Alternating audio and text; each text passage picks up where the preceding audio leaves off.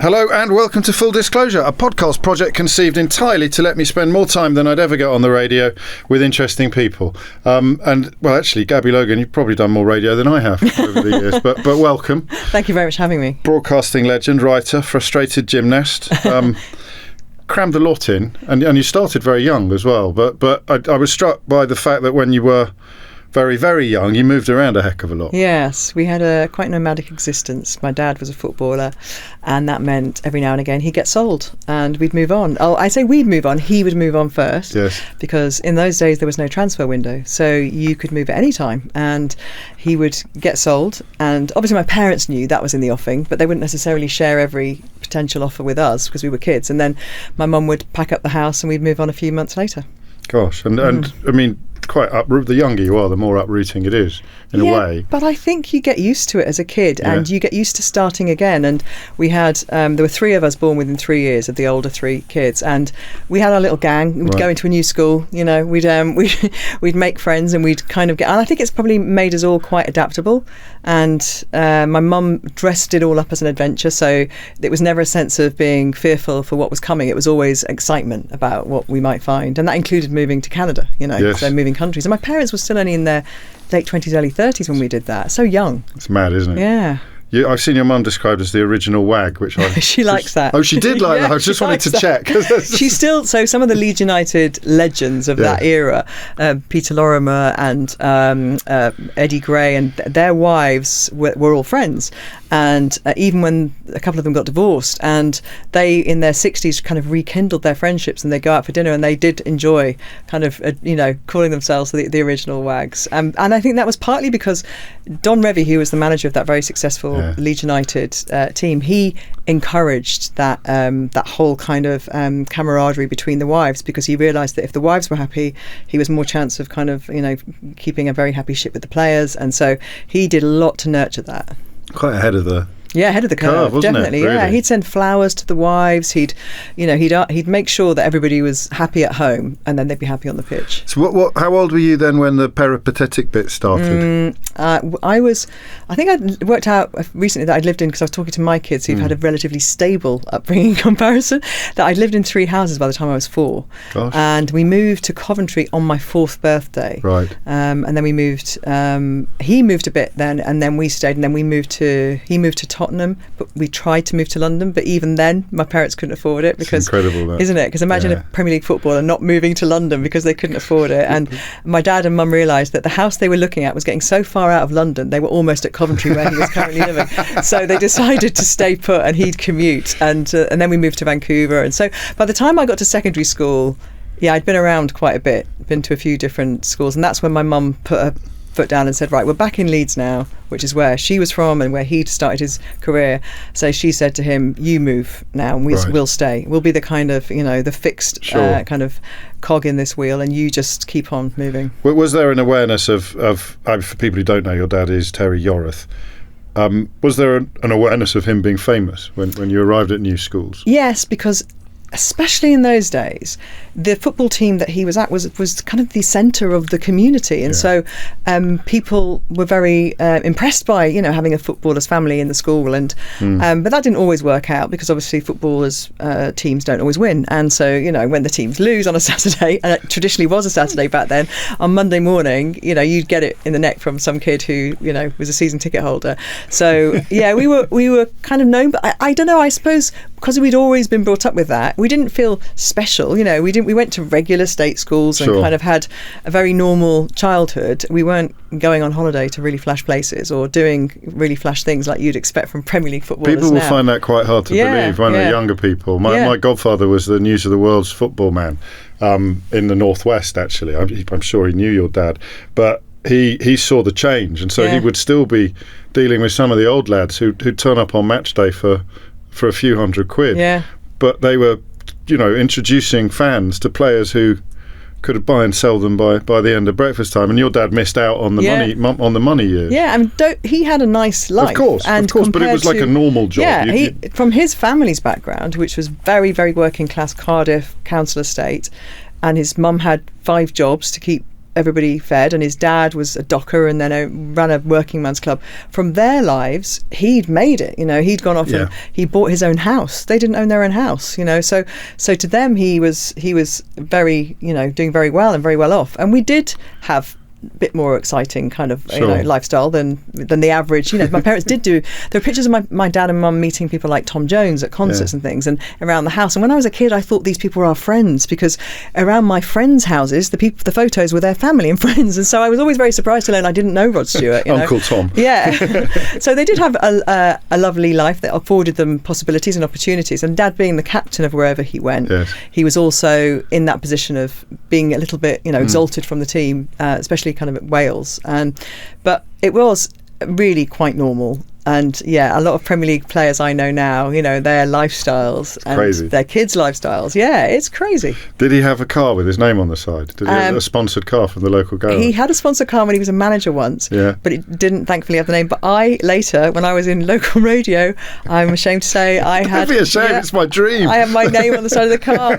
And then the worst thing was I got this dream car, my first big deal with a local garage in Newcastle, and it was a Renault Clio Williams, the limited edition. It was beautiful royal blue with gold wheels. So the gold on the side was Gabby Logan, Metro FM. Fantastic. And about 2 months later, I got a job at Sky Sports, and they said, "Don't worry, you can take it to London for a few months." So I was driving around West London in this car. People didn't know what to make of me.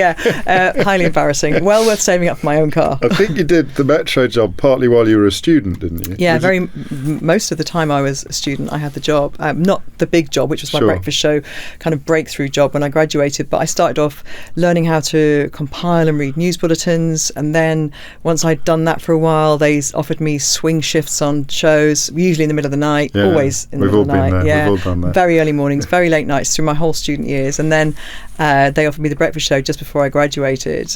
So I worked all the way through. And when I wrote my book last year, I wrote kind of controversially that I think most students should work, because I said this won't be a popular opinion, especially amongst my own 18-year-olds, but I think it's really good for you to have perspective. Maybe not to work quite as much as you did. No, I did put in a shift, and I was doing a law degree on the side of that. And somehow my daughter laughs, and she's like, "Well, how are you doing this? And you went to Edinburgh and did a play, and then you did, I did take part in various sporting activities, and I did work for the Sponsorship Society, which is the debating chamber, and did lots of other bits and pieces because I wanted to experience full student life, because nobody in my family had ever been to university. No. So I wanted to go out and kind of grasp the nettle and go, right, okay, what is this being a student? It's a bit exhausting being around me, I imagine. I'm feeling guilty now about my place as an undergrad. I did absolutely nothing. And you know what I think helps, James?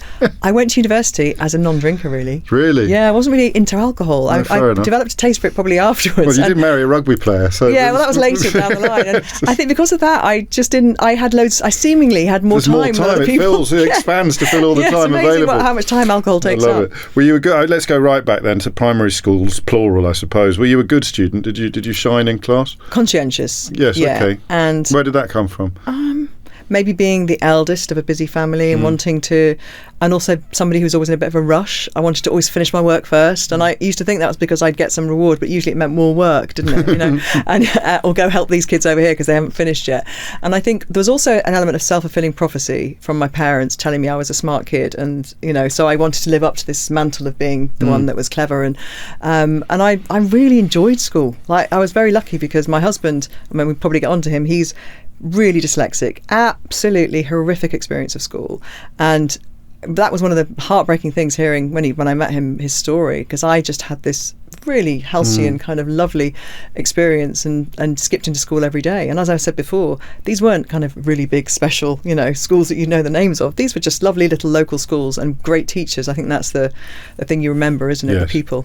And so mum and dad considered educate, despite not going to university themselves, they really saw it as what they wanted for you. My dad is a clever guy and was definitely always going to be led by my mum on that, but my mum, I think, sacrificed university for my dad because she'd got a place somewhere down south, and instead she chose to go to do beauty therapy in Manchester. She was going to do something much more geared towards her passion for architecture, and and she was quite good at art, and she went and did that. And I think she always she could have gone to university quite easily with her A levels, I think, and so I think she didn't ever feel it was a sacrifice because she had a lovely life. And it was a perfectly normal thing to do. And nobody in her family had trod that path before either. So I think she saw possibilities that she didn't necessarily feel we should have to go down the same avenue. And I had an auntie who one of her siblings had gone to, so she wasn't a blood relative, and I remember hearing her talk about going to university, and that seemed otherworldly.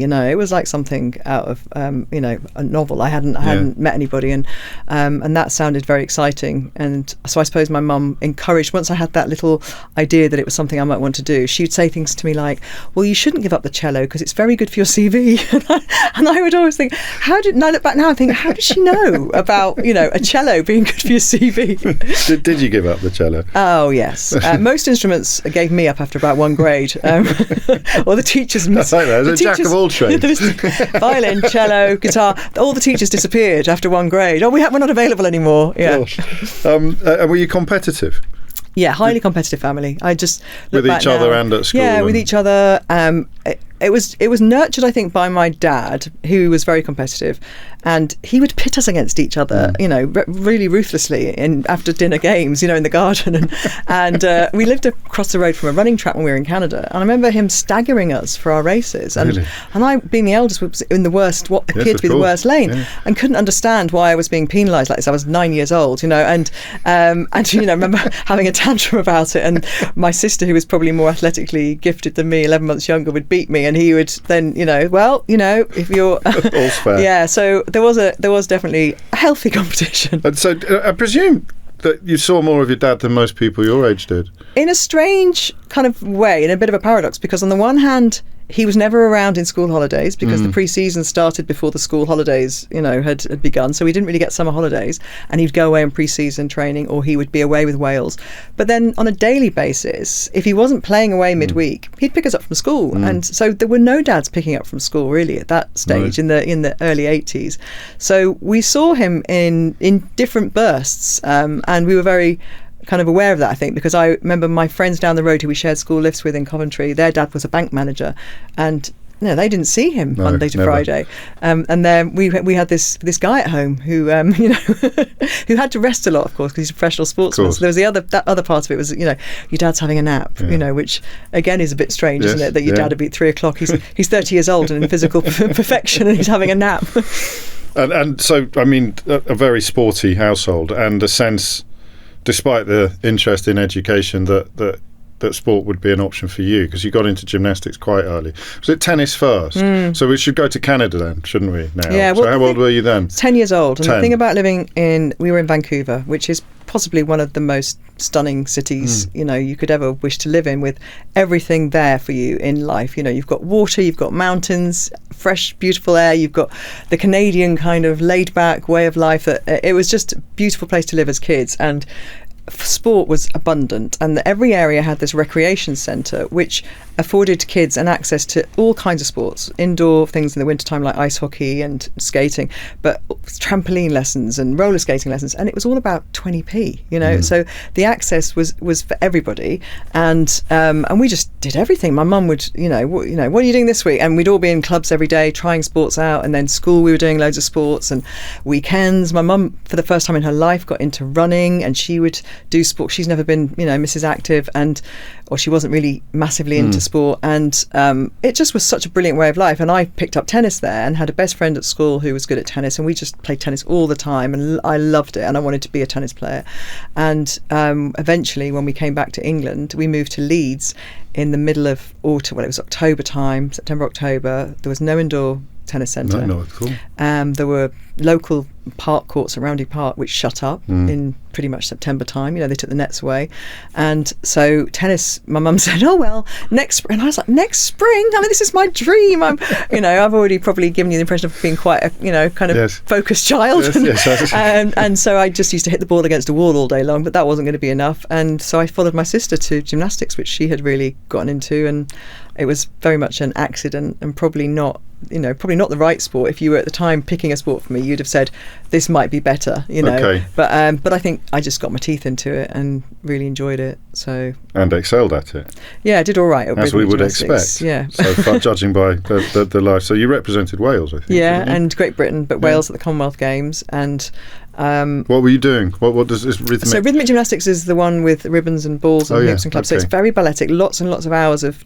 physical training before you do the technical stuff as well. And it's quite a youthful sport. So giving it up before the age of 18 through a bad back was not a huge shock. In other sports you'd think, oh, that's such a terrible. Yeah, you've been robbed. Yeah, but the weird thing about, well, not the weird thing, I look back now, my dad, I could never understand why my dad was slightly perplexed by it, because of course it's an Olympic sport, but it was never a sport that I was going to earn a living from. And he couldn't get his head around the hours that I put into something that wasn't going to be a job. For him, the hours he'd put into perfecting his craft was all about an end game, which was to be a professional footballer. Yeah. But when I was a child, which is really hard to imagine for a lot of people listening, I think, who are certainly those kind of under the age of 30, there were so few sports that women could earn a living from.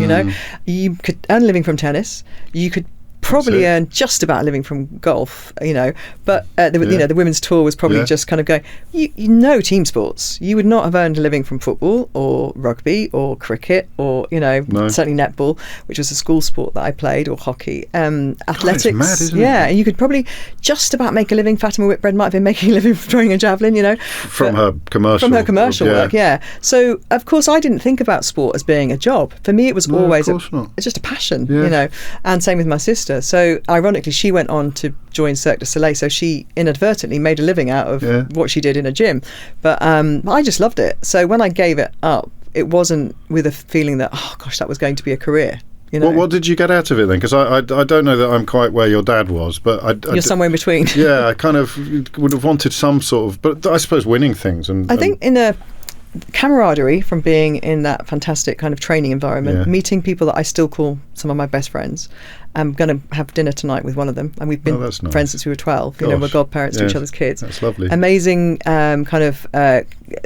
opportunity in terms of travelling and going to, we didn't go that, I went to New Zealand for the Commonwealth Games, but the opportunity to travel around the world doing a sport and wearing a Great Britain tracksuit, that was really something I felt proud of. Yeah. Of course. And feeling, I think when I look back, not realising it at the time, but as a teenage girl, and I've talked a bit about this, funny enough, earlier today with somebody about why teenage girls drop out of sport, at 13, which is still a phenomena, to have some kind of ownership of your body and understand that your body's more than just something that is there to look pretty or be, and having that, it's a very powerful feeling to do sport when you're that age, and because you have something else. Do you know what I mean? You're doing something else with it, and it doesn't matter what it is, what sport it is. I think that probably was also very empowering.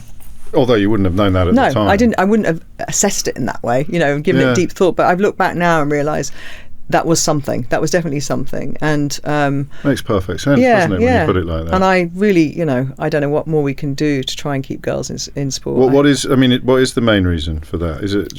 Girls get self-conscious. Cool? They get self-conscious. They're not doing the right sport. We could go down, there are many avenues. If you think about girls having periods from the age of 13, 12, yes, of course, that's a quarter of their year where it might be uncomfortable, or it might be difficult for them to wear the sports kit the school's making them wear, or, there's lots of barriers to kind of, and we've got to think about that when we're modelling how kids do sport, I think, and keeping them, on that side of feeling it's for health reasons, it's really good for you, it's really good for your self-esteem, it's good to understand your body, and it's more than just, not every child's going to play for the Lionesses, not every child's going to run out for Great Britain. It's got to be for life. The change in the course of your adult life has been exponential, hasn't it? When you think about not just that you wouldn't have been able to make a living as a sportswoman, you probably wouldn't have been able to make much of a living as a sports broadcaster as a woman. But when you were just I wouldn't have seen knocking the gymnastics on the head. I know you have. I know you said it wasn't like being robbed because it was a young woman's game essentially. But you did.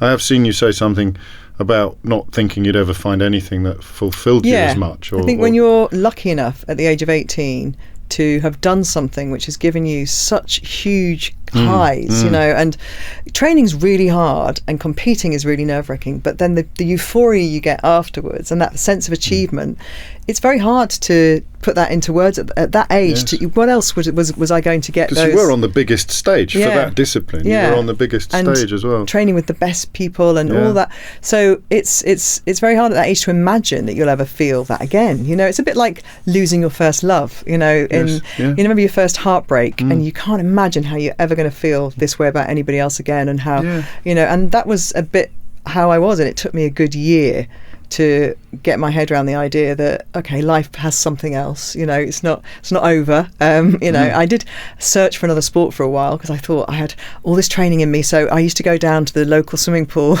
in Leeds and time myself. Go, how good am I at swimming? Or I go for I tried to do some cross country running, which I was absolutely useless at. Because I was just wanting to be part of a squad again.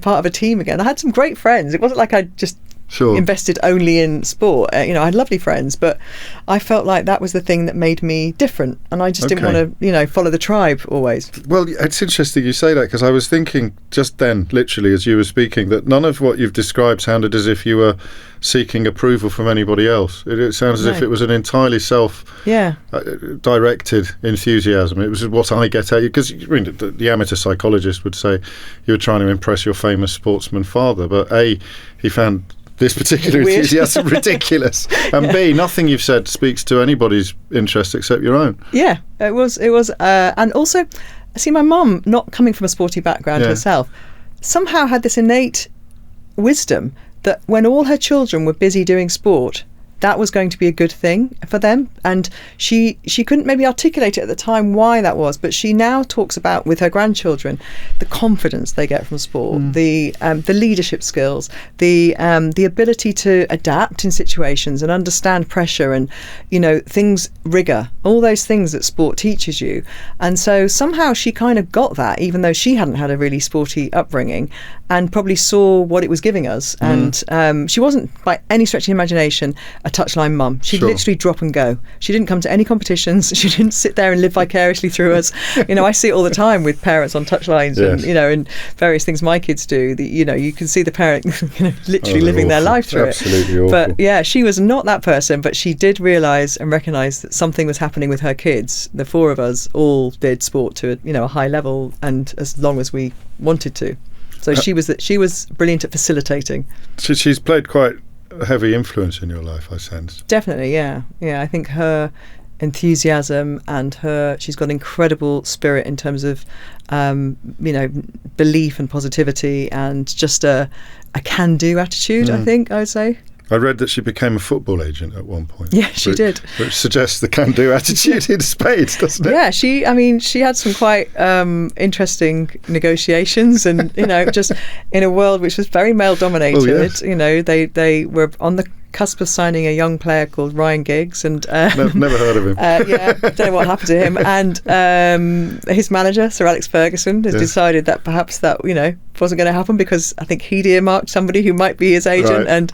And so my mum had put a lot of time into him, and was had forged good relationships with his parents and things. My dad had obviously played him for Wales at a very young age, and so he probably would have, had they managed to get his signature, that probably would have set the business going. At the time, my dad was obviously recommending players, and she was starting it. I think eventually she decided her passion is property, and I think as much as she could have, I think she could have cut it in the business sense. I think the passion for her was never going to be the football, right. And I knew that when she signed a player for Newcastle United, and I was at Durham, and she paid me £10 a match to take his wife, because she couldn't be bothered to drive up the A1. So his wife couldn't drive, and I had a Fiat Panda. So can you imagine a Premier League footballer now having an agent whose daughter in a Fiat Panda rocked up and took the wife to matches? So I think that was the beginning of her end of her love affair with being a football agent. So while the gymnastics was coming to an end, you were doing your A-levels, essentially. Yes, so it was kind of a natural break in that sense as well, because I had missed a lot of my lower six doing competitions and being in Commonwealth Games, and actually I could have got through and I wanted really good grades, obviously. So I thought, right, well, this is I also had my first boyfriend, and so you're suddenly seeing life in different ways and thinking, and it was probably a good time to make that break. Why Durham? What made you fancy Durham? Because this aforementioned boyfriend was supposed to be moving to Newcastle, right? And at my sixth form college, I had this brilliant tutor who, because we all moved into this, I went to Catholic schools in Leeds, and they all moved and merged into one big sixth form college in the centre of Leeds. And this teacher said to me, you should think about going to Oxbridge, and you should analyse, well, what does that mean? And and she said, you should go to, I know somebody at one of the colleges, I think you should go down and visit Oxford. And in my mind, there was no way I was going to Oxford, because I was going to have to go to Durham, because that's where he was going to be moving. And so I made the first silly kind of, I think, mistake in terms of following your heart and not your head, because of course that relationship lasted all of a few weeks of the first term but actually, with hindsight, I think I was in the right place, because Durham was an hour and 20 from Leeds, and because of what happened in our family that summer, it was good to be near Leeds. And I was at a kind of nice small collegiate university, which was very nurturing, which I needed at the time in my life. And I wouldn't have worked on a radio station in Newcastle if I'd been at Oxford. I'd be working all the day long trying to be an academic, So I think there were lots of reasons why it worked out for the best. But I think, going back to that teacher, having somebody who believes in you enough to even think of saying that to you is a very special thing, I think, for any young person, isn't it? So, yes, it is. I think even just her suggesting it and me going down for a day gave me a sense of, what I could possibly achieve. So, were you head girl? No, we didn't. Outrageous. We didn't have head girls. It's just not fair. My agent, who teases me mercilessly all the time, she always goes on about that. Like, but we didn't have head girls, and no. But I'm, obviously good friends with Claire Balding through work, and I don't think I could ever be as good a head girl as Claire Balding. No, but you have chosen the most head girl person ever to compare yourself to. I think if it was a league table, you'd certainly be in the promotion places. I don't think she's a benchmark. She might be the benchmark. You mentioned the terrible thing that happened that summer. It's the loss of your brother Daniel in the most sort of shocking and unexpected circumstances. Yeah, it was the May bank holiday of 1992, and he was. I mean, people might have heard me because I've talked about it. Obviously, in the past, he was a brilliant footballer, signed for Leeds United, and due to start his professional life that summer, and he collapsed and died in the garden playing football with my dad with absolutely no warning at all. You were 19 at the point. Louise was 18, and there was little Jordan as well. He was 6. Come along somewhat later. Yeah, he was a surprise. I mean, I don't want to be glib, but it sounded thus far as if it had been a lovely, happy family and quite a gilded existence, and then along comes the worst imaginable tragedy for parents and for siblings. Yeah, I think you can't really imagine kind of anything worse for a parent to deal with, and then obviously the ripple effects for a whole family, for not just as a siblings, but at the time I remember looking at my grandma, who was quite young, because she had my mum at 19, and seeing kind of, so she was only in her mid-40s, and seeing kind of through her eyes, seeing her daughter's misery and grief and sorrow, and the whole family, cousins, everything. It was just a unbelievably awful thing for everybody to experience, and changed everything for our immediate nuclear family. Yes, of course. Forever. And so you got home a lot. Obviously, you both were needed and probably needed to be there as well. I think having that access to home was, because I still wanted to go to university. Yes. I had a gap year and I'd delayed my entry anyway, so I was coming to the end of my gap year, and I'd gone to live in London for the year, and I came home because I knew I was needed at home, the eldest child, and my dad was managing Wales at the time, and my sister, who was a model at the time, was in Japan when he died, so she'd been travelling the world, and so there was only really Jordan and my mum at home a lot of the time, and so he's my little brother who was 6.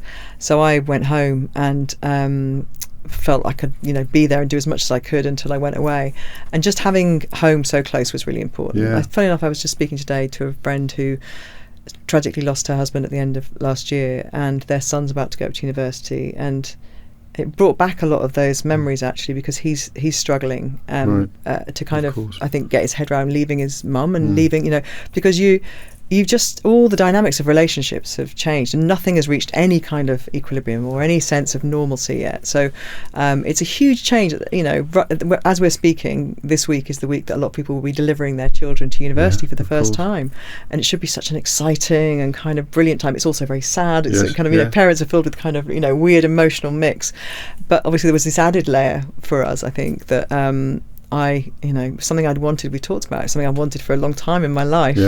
And it was coming, at a really difficult junction for everybody. You've spoken about how it gave you I mean, to be honest, you haven't exactly sounded undriven up to this point, but it gave you even more of a determination to cram as much into your life as possible. I think I had a sense of, not even a sense, I had a complete overwhelming feeling that anything could be snatched away at any time. And it could have gone either way, couldn't it? I could have decided that what's was the point? What's the point in anything, because it could all go, and I just didn't want to waste a minute. But I also felt like somehow I had a responsibility for him, because he was about to embark on the dream. He was a young, talented, gorgeous, gregarious, funny, brilliant footballer who was about to start playing for the top team in the land. Leeds had won the league that year. He was literally living every schoolboy's kind of dream, and that was snatched away. And so his future had gone, and I was going to kind of make it count. So I was a bit, when I look back, a bit too driven for a while, I would say. Sure. But it also, you said, made you fearless. Yeah, I think there was an element of that, because I just felt, in a way, and whether or not I was totally conscious of this, but there was definitely a feeling that the worst things happened, right? And I'm still alive. Come on then, what have you got? I can get out of bed in the morning, I can have a shower, and I can face the world. So what else could really floor me that much, that I can't pick myself up and go again. And I, in some level, when I was at university, it was probably not the greatest time to experience that, because I was also feeling that other people were getting really upset about things that weren't important. And so in my head, I'm thinking, why are you worrying about that? Did you find everyone young? A little bit, yeah, because I'd had a gap year anyway. Sure. And so I juggled about 4 jobs when I was in London, because my boyfriend's plans hadn't manifested, and so he'd had to go off and spend some time across the other side of the world for various reasons. He was a sportsman, and I ended up having to do loads of jobs to basically pay my way. I was determined not to go back to Leeds with my tail between my legs.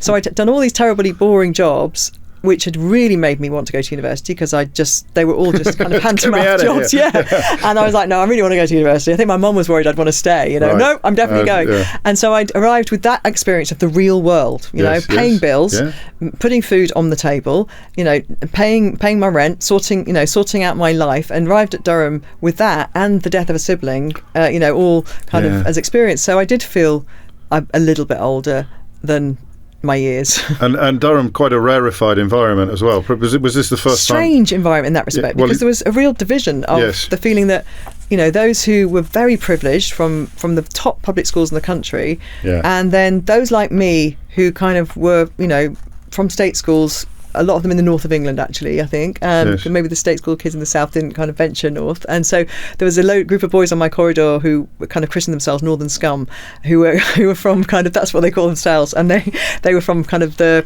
mill towns, basically, across from Huddersfield through to Burnley. And I found myself kind of gravitating towards them, because their accents were very familiar, and they were, just good lads. But then also, I enjoyed meeting these people who went to Eton and went to, these schools I'd never heard of, but I was supposed to have heard of, And I remember my kind of being, this is how bad my kind of understanding of the social etiquette was, that there's one chap that I met said he'd gone to one of the big public schools, and the family house was in Gloucestershire, and they had the house in Sloane Square. And I said, oh, that's brilliant, because during the week you can be in the country, at the weekend you'll be in London. And he went, no, the other way around. And I said, but why? Would you not want to party at the weekends? And he just looked at me like, what's she talking about? And he's like, no, we shoot at the weekends. And I had no idea what he was talking about. It was another world, but fascinating. And not for you intimidating, I don't imagine. No, I think because it is for some people. Yeah, I think the confidence that I'd kind of gained from all those experiences, I didn't feel like I was inferior which is bizarre, because I should have felt really intimidated by that, but maybe I just kind of I had maybe a different take on it. And I then eventually started going out with a guy who was very similar to me. He was a Geordie, but had this real cross section of friends. Right. And I think once I kind of got to know these people, I realised they were absolutely the same as all of ours, just had a very different, upbringing. And their confidence was the thing that blew, I think, us kids away, because we were kind of like, wow, they're just so confident. They just, have this ability to walk into a room and, and own it at 18 years old and never feel that they were out of place. But inside, quite often, because I went to that sort of school and had that sort of confidence, and inside quite often I'd be almost puking with nerves, which is giving the impression on the outside. Well, it's probably something that you learn, isn't it? And someone once said to me, everyone is frightened. It's just whether you show it or not. The people who aren't frightened are probably sociopaths. There's nothing else in between. It's just terror, obvious terror, hidden terror, sociopath. Well, I think the one thing that story about the guy with the country house and me not getting which way around you use them, I think I did have a fear of getting those situations really badly wrong, and not understanding kind of, those kinds of things. And in the end, I suppose you do find yourself kind of gravitating towards the people who you feel understand you best, And I remember meeting my best friend at university. I met in Freshers Week in the Student Union building, and she came out of the toilet and we bumped into each other and we said hello. And I said, "Oh, where are you from?" And she said, "Cheltenham." She went, "Not the ladies' college though." And and that was it. I said, "I didn't even know what that was till last week." But there are two. You divide the entire population into people who ask, "Where did you go to school?" and people to whom that question would never ever occur. So what a stupid question. I used to say to people, "You wouldn't know it." I go, "Cardinal Heedon?" And if I'd met you then in that first year at Durham and I'd said, "What do you want to do when you graduate?" What would you have said?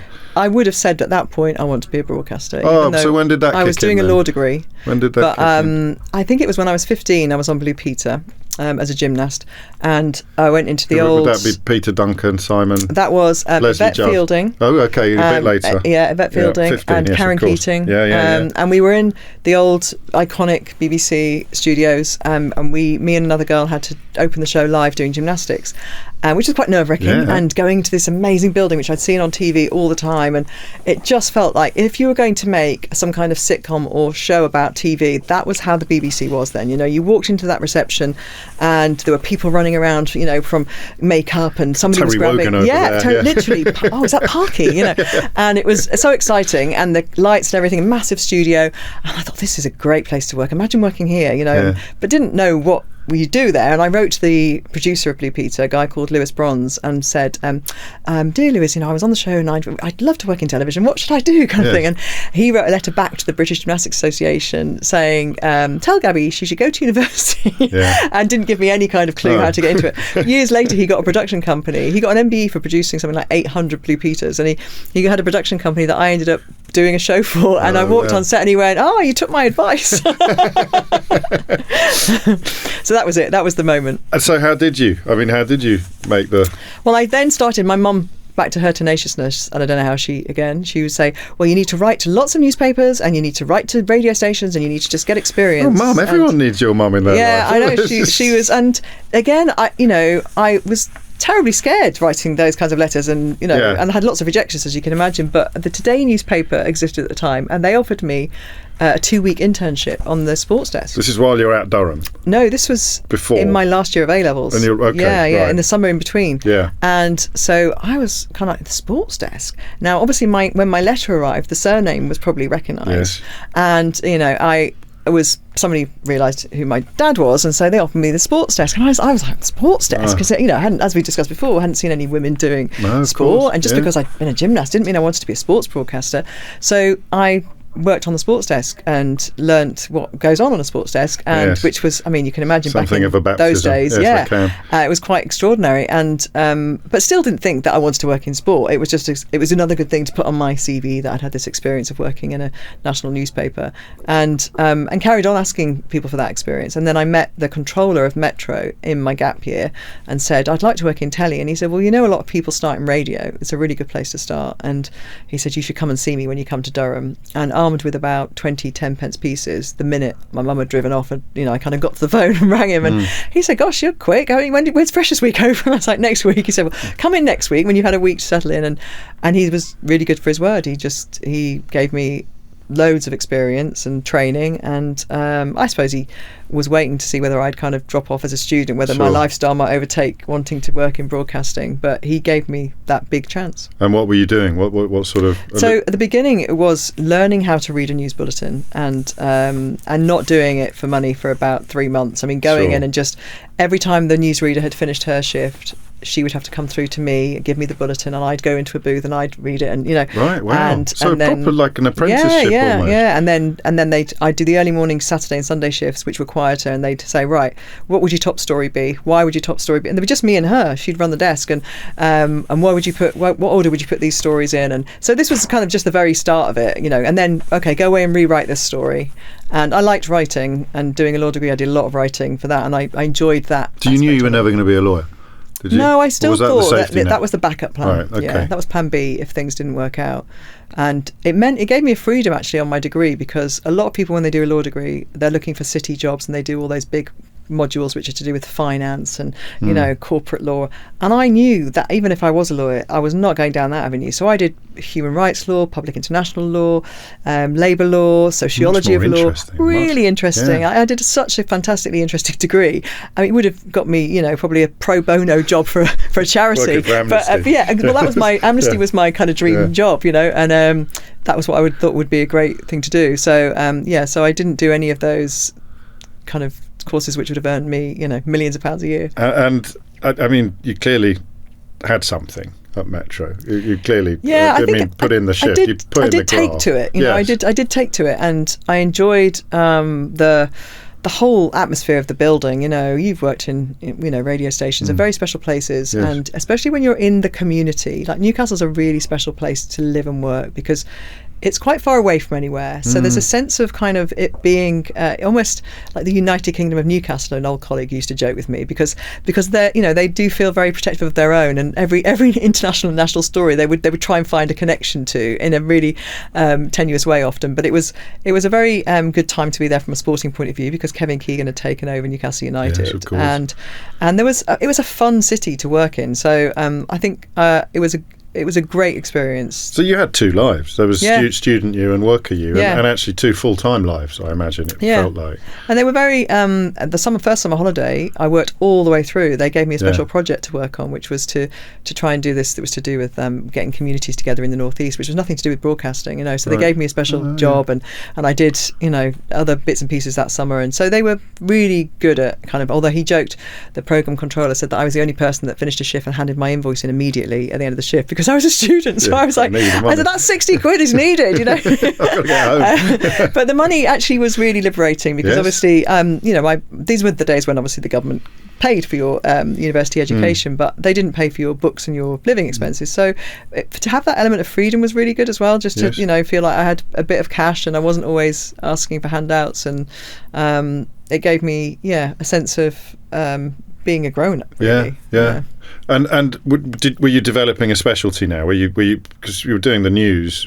So then I started doing towards sport. No, I wanted to be in entertainment. I thought I wanted to be a showbiz journalism. Well, no, I wanted to present shows that were kind of because they had a lot of shows that had people on the station that they'd interview local pop stars or pop stars actually national, because they'd all tour. So that would come in, and so I thought that was where I wanted to go. I couldn't decide actually between, do I want to be Zoe Ball or Jeremy Paxman? They were my two pillars of kind of, and I probably landed somewhere in the middle. But I wanted to, have my then boyfriend, who was a very clever guy. He thought I was selling out, and I should, you should do something much more serious. You should do much more serious broadcast journalism, and But it was fun when you're 21 years old, working on a station like that with Bros coming in, and going to a party. I was doing showbiz a few years later on the Express, and I had friends who thought the same thing. And I remember saying to one of them, who would you rather hang out with, Norman Cook or Norman Lamont? and he just went, fair enough. Point taken. But you did manage to land somewhere between the two. And that by accident, not design. And the breakfast show, I mean, that's a big deal at what, 23? No, 22. 22. And that's the flagship. Well, it used to be. Mid-morning now, of course, is the big sought after slot. But it was for that's for a me, big deal. And he offered me it in the March, so I had that security before I even did my final exams, and he said, when do you graduate? And I said, 21st of June. He said, what's that? I said, Thursday. He said, start the following Monday. And so, solo or with someone else? No, I had a co-host, right. and it was just brilliant. You know, when you're that age and you've got the energy to get up at 4 a.m, it is a brilliant time of day to work and communicate with people and have a real connection with the area. And then from there they kept saying to me, you're always hanging out with the sports team, you're always in the back end of because the newsroom had 3/4 news, a quarter sport at the back, and I didn't really need to be in the newsroom anymore because I was now on the other side of the corridor, but I would always wander in and chat to the sports team about transfers and what was going on. You were supporting Newcastle by this point. And really, when they said the sports desk, it was the Newcastle desk. I was going to say, there wasn't much else covered, apart from the Great North Run occasionally. Well, Newcastle Falcons, because Sir John Hall had bought all the sports teams in the area, so there was a bit of rugby and there was a little bit of ice hockey. And they said, on Saturdays, what do you have anything to do generally? And I said, just normal stuff. And they said, well, do you fancy doing touchline interviews at St James's Park? Because we really need somebody else to do that job. The guy that's been doing it for 40 years has not got the same traction as he used to. And, I was 22 years old girl. And I said, well, I wouldn't have a clue where to start with that. And we'll train you. We'll give you everything you need to know.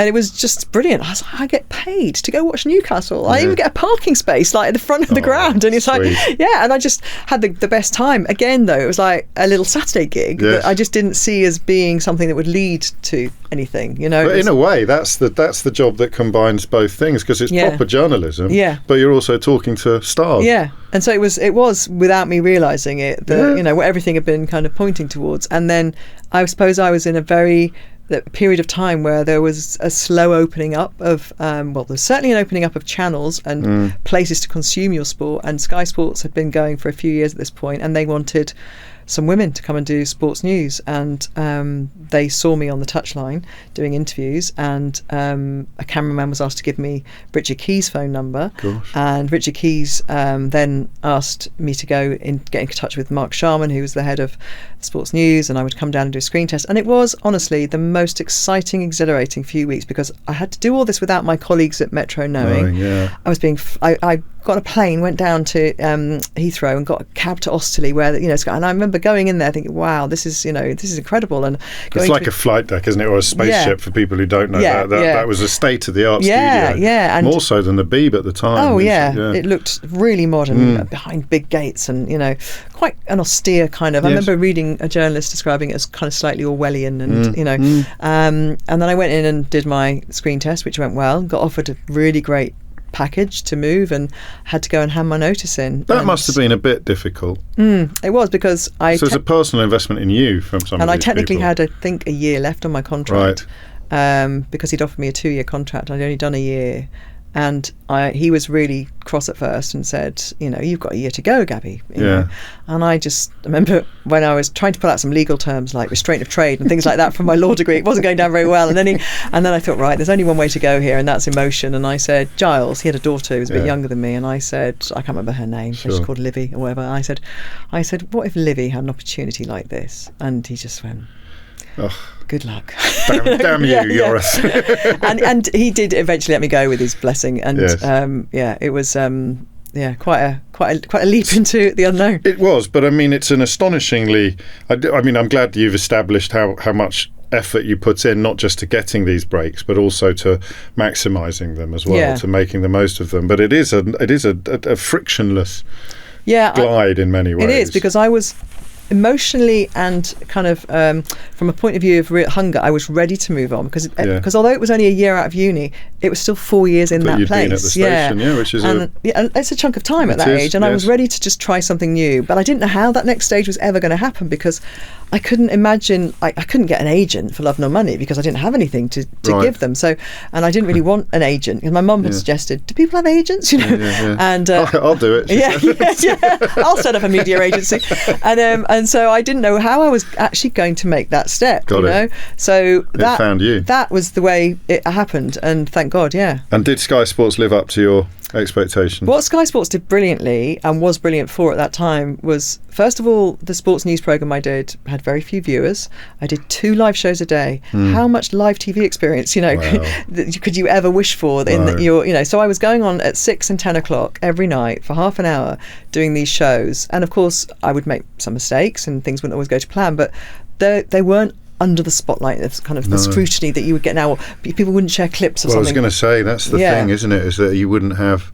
There was one doing the rounds this weekend that someone had an absolute nightmare. That's there forever now. That's going to be... That's him. That's him defined.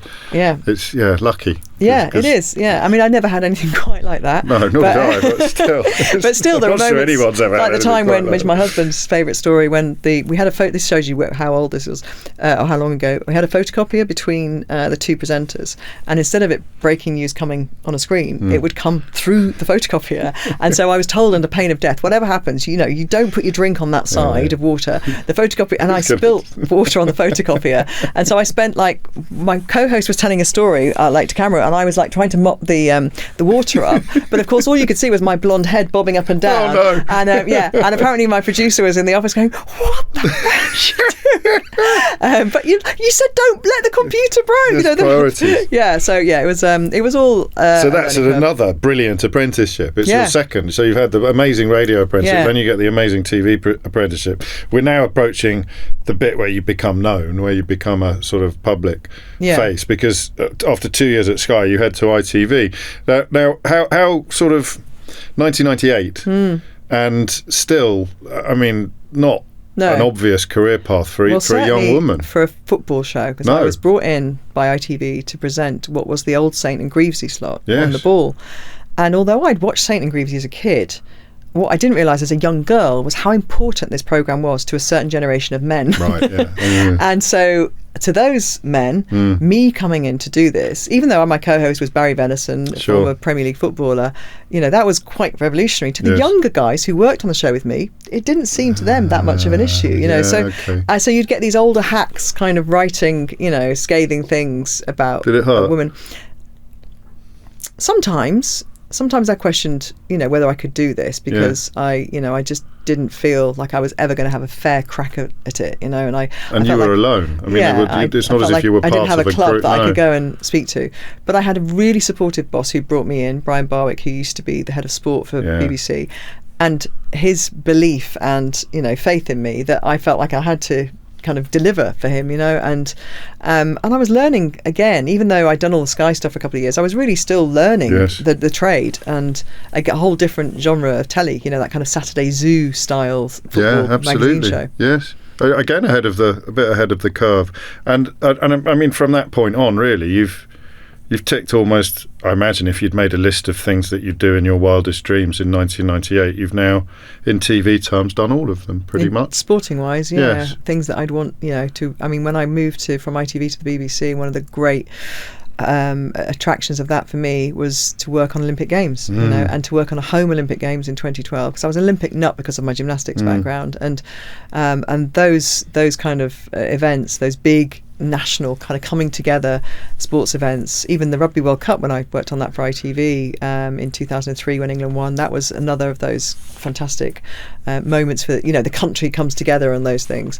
I've been incredibly lucky, I think, to work in a really brilliant period for sports television, actually. And and you've also witnessed the breaking down of the barricades. Well, not just witnessed, you're one of the key breakers of these barricades. Is there a point where you thought, bloody hell, that's happened quickly, when you looked around and saw? There did seem to be. I genuinely, because it's not genuine, but it's but it is like the turning of a tanker, when it gathers momentum, and at the beginning it feels really slow, and you think nothing's ever, especially things like women's sport, the coverage of women's sport and having hours of women's sport, nothing was happening. There just wasn't women's sport on the telly, and then suddenly it just all started to get a bit of momentum, and then of course the women that we see on television, whether they're pundits or presenters, and now that I will work on shows and have directors and producers and editors, and so of course there are so many jobs in telly besides the ones you see in front of the camera, and it's really important that the representation everywhere, not just in front of the camera. It can't just be kind of window dressing. It has to be. But it is normal now. Yeah, totally. And not, there's no job in television, that I've seen that it hasn't had at some point a woman come in and do. We were talking, I can't remember what we were talking about the other day, probably the World Cup, and I had to look up the date. I had to double check the date when having a woman running the line in a Premiership football match was national news, and I couldn't believe how recent it was. The speed, as you say, once that momentum has been achieved, the speed has been astonishing. People realise that the world won't break because of those changes, exactly. and everything's going to just like you taking over St and Grevesy, really, isn't it? It's going to be okay. We're all okay here. It's the end of the world as we know it until suddenly it's just forgotten. It's fish and chip. And you realise that sometimes, sometimes it's going to be better. Sometimes it's not going to be as good. Sometimes it's going to be different. It's just. Why did you say when I said you've ticked every box you would have wanted to tick, you said yes in sports, as if there were other boxes that remain unticked? I suppose there's a sense that when I first came into TV, that I thought I was going to do other things. Okay. So it took me, I think, dipping my toe into those areas to realise that actually sport was where I probably was more at home. And you sometimes think the grass is greener, and it's do you mean light entertainment? And you think, you've done a bit. I mean, you've done, and people go, because of I think sports telly is one of the best groundings, because you're constantly having to think on your feet. You have to, but actually what I realised, light entertainment often isn't that. Light entertainment's often quite prescribed, very formulaic. And those brilliant riffs you hear between Ant and Dec are written fantastically. They're just brilliant at delivering them. Yes. They make it seem as if it's off the cuff, and I mean, obviously they have a natural repartee, but the best performers, it's like where I did Strictly, and watching somebody like Bruce Forsyth in action, that is 50 years of craft that goes into that, and so I think light entertainment often appeared to be the big shiny thing that I wanted to do, but actually the thing that I still get massive kick out of and still get the tingles, it's being in those big sporting environments and seeing amazing people achieve incredible things and inspire people, kind of all the time. And you're using all your muscles, all your professional muscles in those contexts, which appeals to the sportswoman that's still somewhere inside you. Want a little bit of, it's not nerves. People often say to me, do you get nervous when you're kind of doing these shows? It's not nerves that you might associate with your own sporting performance. Sure. It's a sense of obviously wanting to do your best, but also that feeling of going into something that is unknown and hoping you come through it at the other side, and feeling excitement, an element of excitement that you want to come through it and have some adrenaline. Yes. And that's what I think live broadcasting. Always. Nothing like it. You and also you've always found plenty of other things to do as well, haven't you? You've always been happy to jump into new pools and go down new cul-de-sacs. So having been a pioneer of normalising female sports broadcasters, you're now on a similar mission with middle age. It's apparently a period of life that you don't have to be. My kind of mantra for my podcast, The Midpoint, was middle age but not beige, and certainly not ashamed. No. Because I had this moment when I was in my kind of mid to late 40s where I realised I'm an age that is classed as middle age, but I just did not feel inside that I was that person that I had to rebrand it for myself, and then once I'd rebranded it for myself, I decided maybe other people wanted it rebranding a little bit, and we should just reassess what it means to be middle aged. I did something the other day on the radio, and I nearly said out loud, it was something about over 50s ... and I saw they're not going to like that, and I went, oh my god, it's me.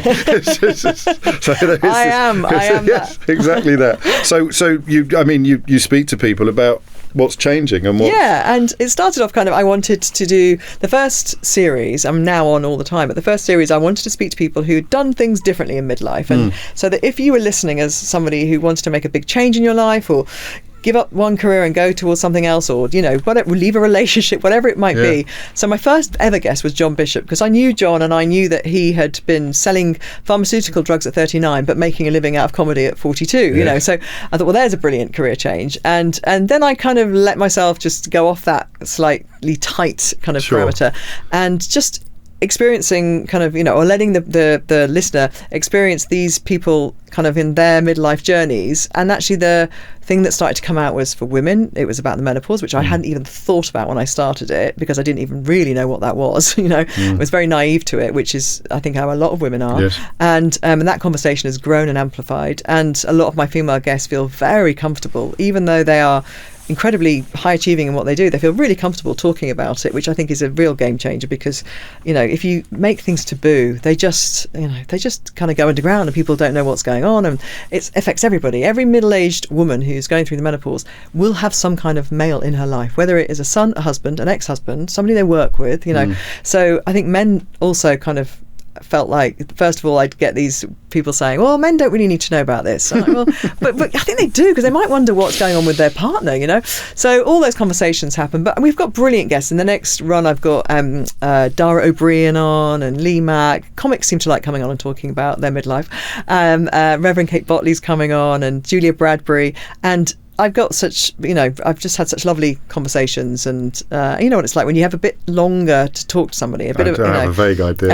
And they just go on a different, sometimes you sit down and think we're going to talk about somebody's, greying hair or something, and then they start talking all about their relationship. Richard Baker started talking about his ADHD diagnosis, and we had a sex therapist on that episode because we have an expert on, and that was really fascinating as well, because obviously, relationships in midlife change, and there's health and general well-being, and it's unending. You can go everywhere with it. And your children have been on it as well. Well, then we started doing, because my husband came on because we did a special episode. He had prostate cancer last year. Yes, of course. So we did a special which he'd found out about his prostate cancer because of one of my episodes. Basically, he'd listened to a Davina McCall episode, and he'd gone for a dog walk, and he came into my office and he said, you and Davina were talking about hormones. What happens to men's hormones? And I said, I don't know what happens to men's hormones. They just drop off at a slower rate than women's. And he said, what if my testosterone's dropping? I said, why don't you go and get a Wellman test or something? And they said to him, listen, mate, don't worry about your hormones. They're fine, but your PSA's high. And he's like, what's a PSA? He had no symptoms at all. They said, we want to monitor you for a bit. And the long story short is that he had eventually was diagnosed with prostate cancer and had a prostatectomy. And he said to me, look, I wouldn't have found this if it wasn't for that podcast. So I'd like to do, when I feel well enough or I feel ready for it, I want to do a podcast that talks about our experiences. And so we recorded little bits along the way, and then his brilliant urologist was amazing at what a communicator, at just explaining what it is and explaining, where it can go if you don't catch it, and how it is one of the biggest killers of men in this country. So then my kids said, well, you've talked to Dad. I mean, we'd like to talk about what it's like to have a middle-aged mum. And, so lovely. Yeah, so we've had the family episodes, yeah. I usually end by, I should say, when does the news just started, hasn't it, the new series? The new series has just started, yeah. I usually end by asking people if they have any ambitions left. And I'm going to ask you that question, but I don't know what your answer is going to be. I wouldn't necessarily brand them as ambitions or call them ambitions. Call them whatever you want. A lot of stuff I still want to do. Yeah, there's a lot of stuff I want to do. And like what? I'm writing a midpoint book at the moment, which I've got to deliver soon. And I really do. I wrote a book last year, and I want to write more. And I love podcasting, and and I think I've kind of done my, you get to a point where you go, I've done a lot of hours of this job now, and but I still love live sports broadcasting. I thought I'd be finished now. I thought that TV wouldn't want me at 50, right. And I've decided that I'm going to, if I can, I want to keep going till I'm 60. Why not? Why not, indeed. Gabby Logan, thank you. Thank you so much for having me. Thank you.